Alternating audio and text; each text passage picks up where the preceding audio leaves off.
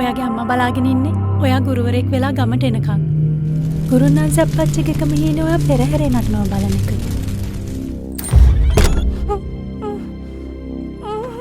මගේ පුතා එනවා. පෙරහැරේ නටන්න. අපච්චි මේක කොහොමද නතර කරන්න ඕන? මට උන්ගේ ආඩම්බරකම් බලන්න බෑ අපච්චි. මං හිතුවා කැම්පස් කී ඉගෙන ගන්න කියලා. ඔව් අපි ලෑස්ති වෙන්න ඕනි දැන්ම. උන් ගහන පදේට අපි නටන්න ලෑස්ති වෙලා බෑ. මම මොනවද ඒකට කළේ? ඇත්ත කිව්වම පරියෝ. දොර අරින්න ලොකු මහත්තයා. උදව් කරන්න.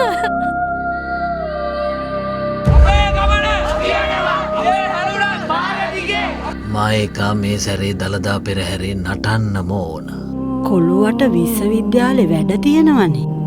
එහෙව් එකේ ඌවට ඇඳගෙන උගේ වැඩ පාඩු කරනවා එහෙම නෙවෙයියෝ. ඌ හිතාගෙන නැති කැම්පස් ගියා කියලා ගමේ මහලුකෝ කෙරුම කියලා. මට ඌ මහ කෙරුමෙක් තමයි. හෙට දෙන්න නටුම් පුරුදු වෙන්න තියෙනවා. කොල්ල සේරමලෙයි.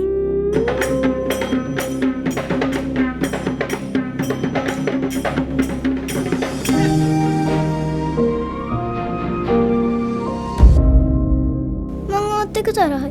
ඇයි? ඔයායි කැම්පස් යන්නේ කවද්ද? මගේ පුතා පුංචි කාලේ මං දළදා හාමුදුරුවන්ට බාරයක් වුණා. කවදා හරි දවසක මගේ පුතා පෙරහැරේ නටවනවා කියලා. අපිට පෙරහැරේ නටනවට වඩා කරන්න දේවල් ගොඩක් තියෙනවා.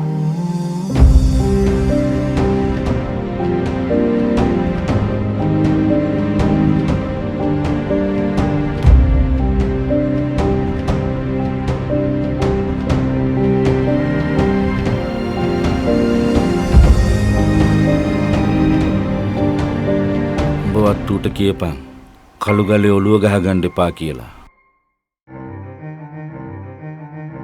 කො ඉන්න මම ඕකට? අනේ අයියේ එපා මං කියන දේ අහලා යන්න.